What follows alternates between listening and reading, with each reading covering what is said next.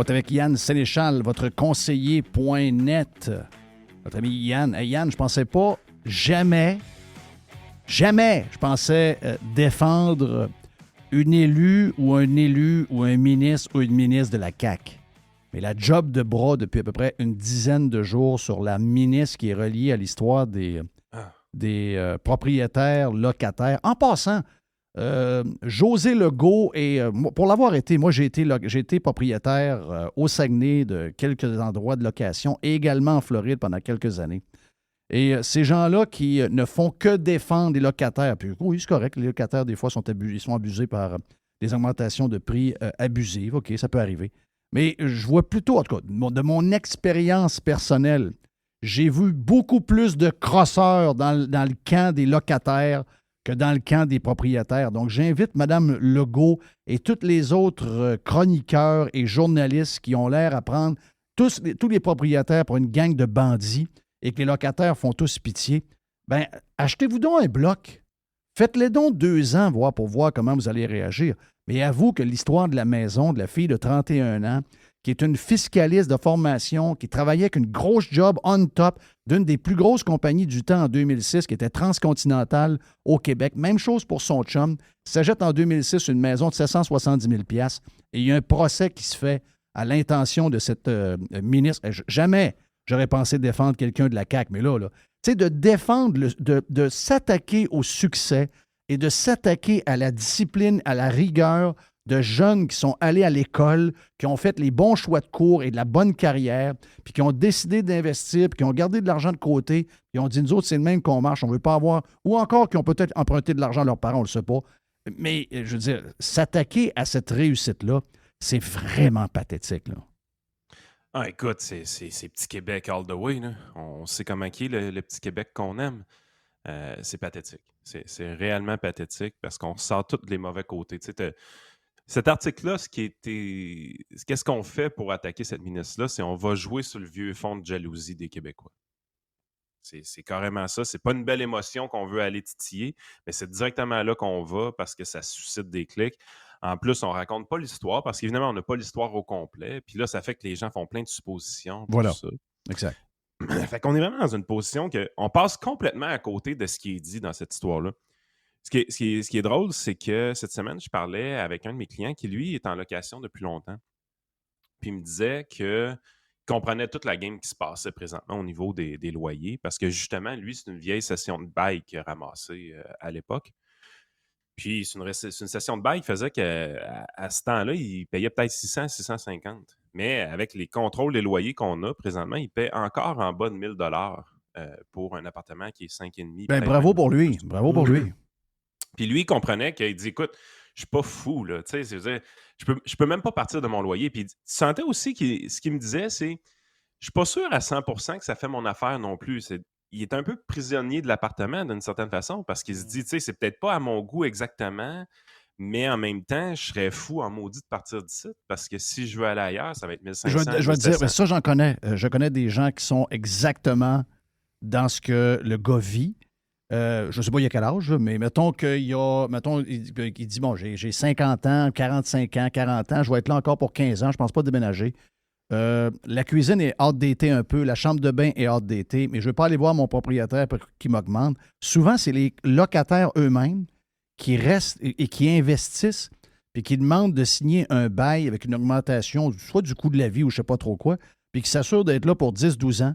Puis, sais-tu quoi? Ça fait l'affaire, parce que souvent, ce sont des bons locataires, ça fait l'affaire du propriétaire, puis ultimement, le propriétaire va dire « Hey, by the way, moi aussi, je vais te chipper dans la patente, puis je vais te donner un coup de main, on va changer couvre-plancher, on va faire ça, je l'ai vu. Il y a peut-être une possibilité de son bord. Mais qu'est-ce qui crée ça également? C'est qu'à un moment donné, tu te rends compte que le contrôle du loyer, il est très sévère. C'est sûr que comme lui, ce qu'il me disait, c'est que quand on veut faire réparer quelque chose, tout ça, on s'en rend bien compte, là. Il n'y en a pas de budget d'entretien. Le propriétaire n'a carrément pas de budget d'entretien. Le propriétaire a changé récemment en plus. Mais à un moment donné, tu es là, tu te dis, crime, on fait-tu des calculs un peu? Mm. Puis je me suis pincé avec quelqu'un sur Twitter, out of nowhere, c'est un gars par rapport, mais je voulais juste un peu lui mettre le nez dans le caca. Puis en même temps, je me suis rendu compte, on comprend tellement pas la réalité de l'immobilier au Québec. C'est assez fascinant. Lui, ce qu'il me disait, c'était pour 1700$ présentement à Montréal, tu n'étais pas capable de trouver rien qui ressemblait pas à une chiotte. Puis 1700, c'était trop cher. Non, il ne chialait pas que ça ressemblait à une chiotte. Il dit c'est de l'abus qu'un propriétaire charge 1700$ pour quelqu'un. Fait que moi, évidemment, tu sais, je veux dire, c'est un gars de business. Je comprends la game, je sais comment ça marche. Fait que je me dis, ben écoute, un 3,5, il faut que je trouve un comparable. Fait qu'il faut que je trouve un condo 3,5, combien ça pourrait valoir. Puis Montréal, c'est tellement une grande ville que tu as tout. Tu as toutes les gammes de prix. Fait que oui, tu peux avoir un condo 3,5 à 850 000.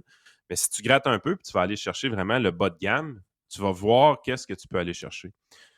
Pour rentrer dans un budget de 1700$ par mois, sans budget d'entretien, sans assurance. Okay? Fait que tu comprends que je suis obligé de t'étirer l'élastique énormément. Je me ramassais avec un budget d'à peu près 230 000, 240 000 pour une unité de 3,5. À bâtir, tu veux dire, de valeur? Non, à acheter à condo. OK, à condo. Ouais, je comprends. Fait que là, je me suis mis, j'ai fait la liste des tu condos. dis là, finalement, à 1700, il n'est pas si cher que ça. Mais non, il n'est pas cher à 1700 parce que pour acheter un condo 3,5, en se disant, ben, il y a les paiements d'hypothèque à faire, il y a les taxes municipales à faire, il y a les assurances puis l'entretien. Là, j'ai enlevé l'assurance puis l'entretien parce que sinon, je n'étais pas capable de rien trouver. Ouais. Fait que j'ai dit, OK, il ne sera pas assuré puis il ne sera pas entretenu. OK? Fait que, on va juste trouver quelque chose qui paye l'hypothèque et qui paie les taxes municipales. Parce que ça, c'est le gros facteur dans toute l'histoire, les taxes municipales, comment ça a monté beaucoup dans les dernières années. Oui, un des maires communistes à la grandeur du Québec. Fait qu'avec 1700 budget, écoute, il faut que je trouve une unité à peu près, parce que les taux d'intérêt ont monté aussi, là, c'est du 5% et plus. Fait qu'il faut que je trouve une unité qui est à peu près d'une valeur de 230 000. Faites la recherche. À quoi ça ressemble un condo 3,5 à Montréal de 230 000? Il y en a. Il y en a. C'est là en crise. C'est vraiment pas beau. OK? Vous Est-ce que tu as lu le commentaire de Michel Parent, qui est de Logisco, une des plus grosses compagnies de portes de location au Québec? Je pense qu'ils ont 6000 portes. Puis, écoute, dans une histoire vite de même, j'ai déjà rencontré Michel dans un souper chez un ami. Puis, c'est un gars bien terre à terre, bien pas flashy, 0-0. C'est un vrai de vrai. Là. Tu le vois tout de suite. Là. Puis le gars, là, il n'exploite pas personne. Là. Mais lui, il fait tous ses projets, il bâtit des hôtels, il bâtit plein d'affaires. Il dit, là, pour toutes les règles qu'on a, le financement, il parle entre autres de la TPS, de la TVQ qui est donnée par porte et par les maisons résidentielles. Vous savez qu'après 250 000, vous n'avez pas de ristourne, donc vous payez full la TPS et la TVQ sur ce que vous bâtissez, qui est énorme. Donc lui, il dit, pour arriver à un appartement de 1 000 $ par mois, c'est maintenant impossible. Les coûts de construction sont... Mais ça c'est tout nous-mêmes, là. Il y a un paquet de règles. Le fait qu'on a limité le développement des terrains, le fait qu'on a essayé de densifier le plus possible, donc ça a augmenté la valeur des terrains disponibles. Il y a des gens qui font sacrer leur maison à terre, 2-3 maisons une à côté de l'autre, font lever un genre de bloc appartement à condo, quelque chose. Ensuite, toutes les règles qu'on a données au niveau de la construction, tout ce que... Donc, on est dans les... Malgré qu'on est pauvre, on est dans les plus chers pour bâtir quelque chose de neuf. Ça, ce que le monde ne comprenne pas dans cette histoire-là, c'est que je ne suis pas en train de dire que les propriétaires font pitié et qu'ils ne font pas d'argent. On en a des preuves de propriétaires immobiliers qui ont fait de l'argent avec l'immobilier au fil du temps et sont devenus riches par rapport à ça.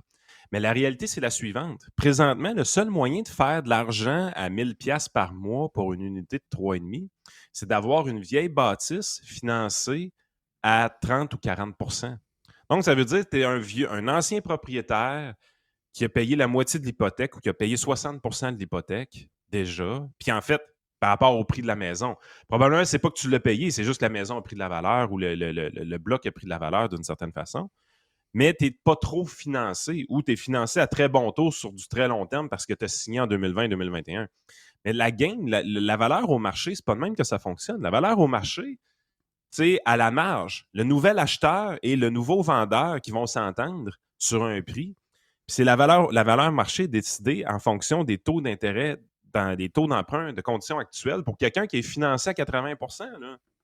Parce que si présentement un propriétaire d'immeuble n'est pas capable d'acheter un immeuble avec les loyers déjà en place à un certain prix, financé à 80 % à du 5 %, il n'est pas capable de faire de l'argent avec ça. Il n'y a juste personne qui va acheter. Éventuellement, les prix de ces blocs-là vont commencer à baisser dramatiquement. Bon, mais ceux qui vont acheter, Yann, ceux qui vont acheter, Puis là, c'est le maire de Québec qui en a parlé, là. Ceux qui vont acheter, c'est l'office municipal, oui. pas tant de choses, là. Donc, autrement dit... C'est pas juste le maire de On va Québec, payer c'est trop tous cher. les maires du Québec Voilà. communistes qui ont signé une lettre pour dire que ça va prendre un registre. Oui. Ça va prendre un registre. Ben ça, c'est vers là qu'on s'en va parce qu'on voit des projets de logements sociaux à Montréal. Parce que, tu sais, quand les politiciens nous parlent de logements sociaux, c'est un peu une crosse. On s'imagine que les politiciens sortent avec le casse-blanc, la pépine, on ouvre les rues, puis let's go, on construit des blocs abordables pour tout le monde. Puis là, on augmente la quantité de logements Non. Il disponibles. donne ça à un promoteur qui va opérer le bloc pour lui. Là. Ils achètent, autrement dit, quelque chose qui est existant, qui est un peu une dompe, vont le rénover un peu, tout ça. Mais quand tu grattes un peu, tu te rends compte que tu as des projets de logement social qui finissent à 450, 500, 550 000 l'unité. Oui. Fait que tu es dans une position où est-ce qu'on a payé beaucoup trop cher pour la bâtisse, on paie beaucoup trop cher pour la rénovation, mais vu que c'est le gouvernement, qu'il n'y a pas de notion de profit dans cette histoire-là, on peut charger moins cher au monde. Puis éventuellement, oui, mais vous comprenez que ça ne marche pas. Non, mais est-ce que tu sais qu'on parle de ça? Je parle pas des pirates. Là. Je parle du monde en général. Le monde en général souhaite que le gouvernement devienne propriétaire des blocs. Là. Oui. Le monde. Mais oui, mais on n'est pas dompté. Mais non, on n'est pas dompté. on va être de pire en pire. C'est de pire en pire qu'on va être. Le profit du propriétaire, là, chose que Jacques Metzing veut justement abolir, là, le profit du propriétaire, c'est la chose qui est nécessaire pour garder l'investissement privé disponible, accessible et motivé. Là, on s'en va dans un paradigme où est-ce qu'on a surréglementé, où est-ce qu'on a un acheteur public qui est prêt à payer trop cher pour des unités déjà en place. On est dans un contexte, un paradigme qui va faire en sorte que plus on va avancer, moins il va y avoir de nouveaux propriétaires ou de promoteurs immobiliers. Les seuls promoteurs immobiliers qu'il va y avoir vont entretenir le dump. Puis éventuellement, c'est le gouvernement qui va avoir une plus grande proportion du logement.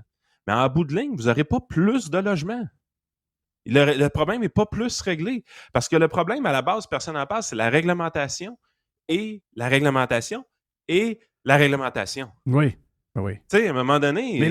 Mais t'as peu. Eux autres veulent régler ça avec... la réglementation. Merci.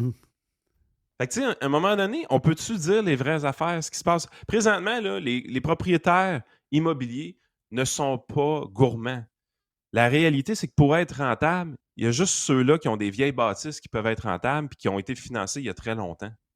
Dans le nouveau contexte actuel, un nouveau propriétaire qui achète un immeuble financé à 80% avec les prix des loyers qui sont en place présentement ne peut pas faire d'argent. Voilà. Regardez, là, hypothèque de 25 ans, financée à 5%. C'est les conditions actuelles de marché, ça. 350 000. 350 000, on parle de quoi? On parle d'un 4,5 ou d'un 5,5 correct. On ne parle pas d'affaires de luxe. Là. On parle dans le condo, là, on parle d'un 4,5, 5,5 correct. C'est 2000 $ par mois, juste l'hypothèque. Oui. Avec la taxe municipale, on parle de quoi? 2006, 2007?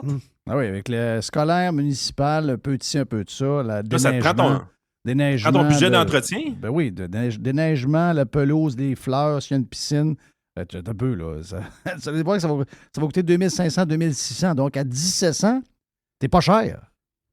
Fait que comment tu fais présentement pour faire des nouveaux loyers ou avoir des nouveaux propriétaires dans le marché? Tu peux pas.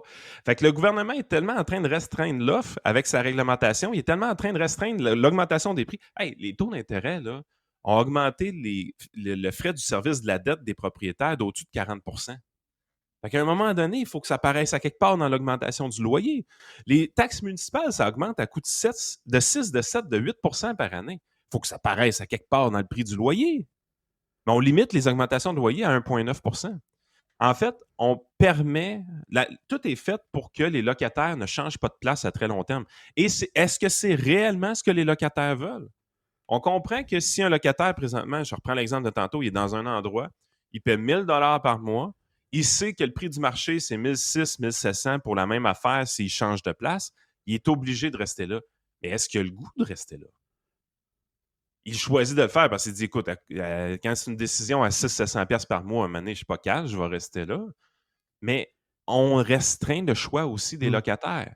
On lui fait sauver de l'argent, mais en même temps, on incite leurs propriétaires à ne pas entretenir leurs immeubles. Est-ce que c'est réellement ça qu'on veut? Parce que c'est de même que c'était géré l'immobilier en Russie, by the way. Ben, c'est pareil, ça existe encore. L'Union soviétique, c'était pas beau, c'était pas entretenu, puis c'était tout pareil. Puis tu n'avais pas de choix, tu n'avais pas le loisir d'aller habiter où ce que tu veux. C'est ça. C'est Michel Parent, il dit, là. Il dit, dans le passé, un mois de juillet, il connaît ça, lui, le gars, il est là-dedans. Là. Il dit, les locataires déménageaient, autrement dit, les taux, c'était 10 à 12 % de mouvement, à peu près. Là, il dit, c'est 6,2 %. Exact. Puis plus ça va aller, plus ça va descendre. Mais on n'a aucune adaptabilité parce que la réalité, c'est que les taux d'intérêt depuis les années 70-80, ils n'arrêtent pas de baisser, puis ils baissent, puis ils baissent, puis ils baissent, puis ils baissent.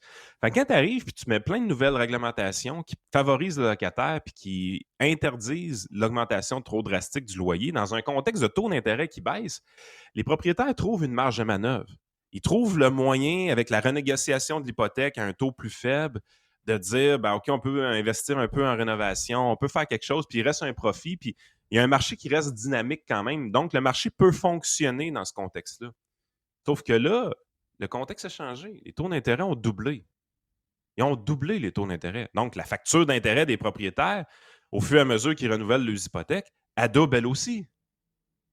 Ben, tu peux pas faire de contrôle de prix dans ce contexte-là. Là. Mais là, mais on va avoir un problème pareil. OK, je sais que c'est un sujet qui est très hot en ce moment. Là, on a un problème de porte. OK, surtout, on va le dire, là, il y a surtout plus vous cherchez des maisons, tu sais, Bruyant nous le disait hier. Il disait, plus vous cherchez des maisons de 250 000, 300 000 dans certaines régions comme Québec, Montréal, ça doit être aux alentours de 75 000 de plus pour la même maison. Très peu d'inventaire. De disponible parce que... 250 000, c'est quoi? C'est maison mobile? Bon, mettons un bungalow magané, là, 300 000 bungalow à retaper. Pas encore là, je te dis que c'est ce que les gens recherchent. Je ne te dis pas que ça finit à 250 000. Mais ce que les gens recherchent, c'est sûr qu'ils sont désenchantés quand ils voient ce qu'il y a disponible. Mais mettons qu'il y en arrive une, pas pire, 325. Il avait fait la chambre de bain, il reste la cuisine à faire, peut-être quelques affaires. Mais là, hop, il arrive 10 acheteurs dessus.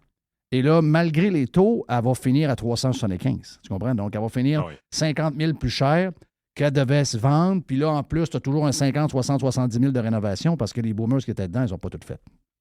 Donc là, ça on a ce problème-là. Mais moi, je parle avec des gars de construction pas mal de ce temps-là. Après les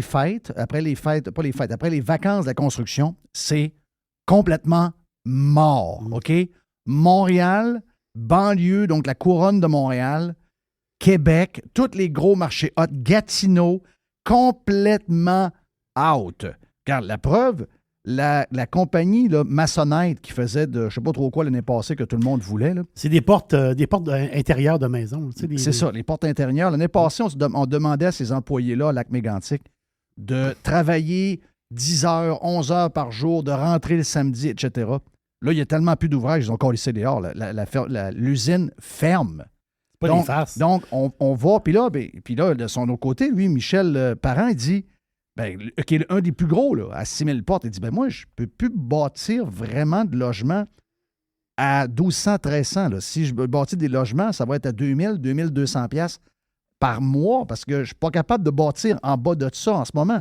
Donc, on s'en va avec du monde dans des tentes ou coucher dans le char, là. Ben, c'est ce qui arrive. C'est pour ça que tu as besoin d'adaptabilité, puis tu veux laisser les prix aller. Il faut que tu laisses les prix bouger à la hausse. Tu ne peux pas arriver et dire on va augmenter d'1,9 % quand en réalité, la facture d'intérêt va monter de 40, la facture de taxe municipale monte de 10. Ouais. Ça ne marche pas. Là. Tout le monde qui a un cerveau sait que ça marche moi, je suis content, là. Oui, je suis content. Les salaires, Toronto, Vancouver, on s'en va vers là, là. Moi, je suis content, je vais être comme l'Ontario. Le seul argument qui est donné en défaveur des propriétaires dans ces situations-là, c'est qu'ils disent, écoute, ils n'ont pas besoin de faire de profit avec le loyer. Donc, autrement dit, qu'ils dépensent plus d'argent que ce qu'ils reçoivent en loyer, ça fait du sens parce qu'ils ont accès à l'augmentation de la valeur marchande. C'est sûr que quand tu regardes les 25 dernières années, l'augmentation de la valeur marchande des immeubles est assez spectaculaire. Tout le monde comprend ça. Oui, mais mettons que tu as 25 000 $ de remboursement à faire, de taxes municipales puis de financement. Je comprends que sur le long terme, ça va être peut-être payant, mais who knows? Peut-être que ça ne le sera pas non plus. Là. L'affaire, c'est que... Mais ça se peut qu'il manque 2 000 au bout du mois parce que j'ai 2 mauvais payeurs, puis j'en ai un que finalement je suis en train de rénover puis qu'il n'y a personne qui le veut parce qu'il est trop cher. La marge, pour l'avoir été, là, la marge entre être rentable puis être dans la marde est très proche, là. c'est un argument complètement stupide à la base. Tu peux pas arriver et dire la valeur de mon habitation, de mon immeuble, c'est la valeur actualisée des profits futurs que tu vas Non, faire. mais c'est parce que si je généralement. me rends pas là, parce que je suis pas capable de la tenir, je suis pas capable de la maintenir. Ben, exactement, mais c'est surtout que quand les taux d'intérêt baissent, la valeur des immeubles, elle monte. Oui. Quand les taux d'intérêt montent, qu'est-ce qui arrive avec la valeur des immeubles? En principe, c'est Le supposé seul descendre. moyen que ça ne baisse pas, c'est qu'il faut que les salaires du monde montent très vite. C'est la seule façon que la valeur des immeubles ne bouge pas. Mais là, c'est tout ça qui va arriver. Ouais. Je pense qu'il y a un réajustement à la baisse qui s'en vient sur la valeur des immeubles. Parce que ça, c'est le bout dans l'histoire. Parce que ça fait 20 ans que le prix des immeubles n'arrête pas de monter. Les gens ont oublié qu'un parc immobilier, ça peut perdre la valeur. Ouais. Le gars que ça fait 15 ans qu'il a son parc immobilier de 150 portes, il n'est pas en danger. Là. Lui, son parc est financé à 30 ou à 40 il y a une équité, tout va bien. Il est multimillionnaire déjà. Il n'est pas dans la merde. Es-tu d'accord? Mais le nouveau, il est dans la merde. Est-ce que, Parce que Clown World Québec, là, un bon yab, et il dit, je sais qu'il est dans ce domaine-là, là, il dit 50 000 par année maintenant, c'est devenu rough. Il n'y a pas longtemps, 50 000, c'était même supérieur au salaire moyen. Puis je comprends que tu n'es pas riche à 50 000, mais je veux dire, il n'y a pas quelqu'un qui disait je gagne 50 000, c'est rough. Et là, c'est rough. Il dit 100 000, c'est l'ancien 70 000, puis 130 000, c'est l'ancien 100 000. Quand on dit l'ancien, là, c'est pas il y a 5 ans, là. C'est il y a 2 ans, là. Es-tu d'accord avec ça? il n'est pas loin de la réalité parce que si tu fais le calcul, on a eu à peu près 6 d'inflation, puis ça va faire presque 3 ans bientôt. Fait que grosso modo, là, ça donne un 19,1 le total. Mais on s'entend que quelqu'un qui gagnait 75 000 ne gagne pas 100 000. Ça dépend où. Ben, ça dépend où, mais pas Pas partout. au là. gouvernement. Pas au Ben, gouvernement. Ben, pas au gouvernement, puis à bien des places, d'après moi. Là. Tu sais, moi, j'en connais pas bien qui ont jumpé de salaire de 25 000. Là. On est pas mal. Ben, tu en as dans tes clients. Tu as des clients disciplinés et riches et bons. Mais moi, je te parle du monde ordinaire. Ben, Dans le le- privé. Dans le privé, c'est arrivé. C'est arrivé dans le privé, mais je veux dire, il y en a plein d'entreprises que quelqu'un est arrivé et il a dit, ben moi, je vais avoir 10 000 de plus parce que j'étais là à telle place. Mais il y a quelqu'un qui dit, ouais, mais j'aimerais bien ça te le donner, mais je ne suis pas capable de te le donner. Ça arrive, là. Je veux dire, il y en a plein, là. Moi, j'en entends des exemples de même de gars dans des PME, de construction, n'importe quoi. Ça leur arrive régulièrement, mais la réalité, c'est qu'ils sont... Oui, ils pourraient, mais sont dans le sens que ils pourraient y faire plaisir, mais y faire plaisir, ça se peut qu'avec ce qui s'en vient là, puis de job, ça se peut que ce soit lui qui passe au cash. Là. Donc, ça écoute, commence à être squeezé pas mal, l'histoire. Là. Ben, en fait, toute cette Cendrillon, histoire-là- là, à minuit, là, elle n'était plus habillée pareil. Là. Mais toute cette histoire-là, de toute façon, ça tourne tout autour du même problème. Tout le monde tourne autour du même problème et il y a très peu de gens au Québec qui l'identifient. Si tu contrôles les loyers, tu n'attires pas des investisseurs. Ben, c'est clair.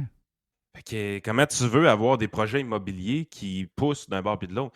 Hey, le gars de Logisco, là, moi, entendre un gars de même dire « je peux pas construire des nouvelles unités Ben, tu parce sais que t'es dans la marde. Si lui bâtit plus, t'es dans la marde. Là. » Mais c'est pas le genre de compagnie que tu veux entendre dire ça. Tu dis « voyons, ça, c'est le genre de compagnie qui bâtit tout le temps puis qui grossit tout le temps. Voyons donc. » Qu'est-ce qui fait qu'un gars qui a fait carrière là-dedans, qui a de l'équité en masse sur le parc immobilier, qui sont plusieurs investisseurs, qui ont de la main-d'œuvre qualifiée, l'expertise. Tu sais, je veux dire, quand tu parles d'une entreprise comme Logisco, là, tu parles de productivité impeccable là, par rapport à un compétiteur qui a 4 portes. Là. Ben oui.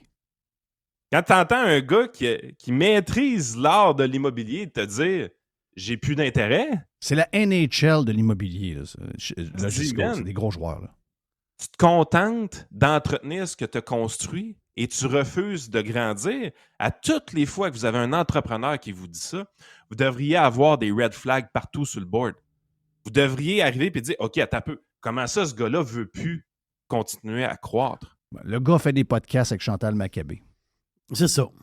C'est ça que je te dis. Ça n'a pas l'air dans sa priorité, ben. C'est des Il s'en phrases, fout complètement. c'est des phrases creuses. Puis, bon, ben, voici le podcast numéro 4 qui s'appelle Bonjour tout le monde. Bonjour, J'ai Chantal bonjour Maccabé. Chantal. Bon, bonjour Chantal, le Canadien. Ça va-tu bien, le Canadien? Ben, tu sais.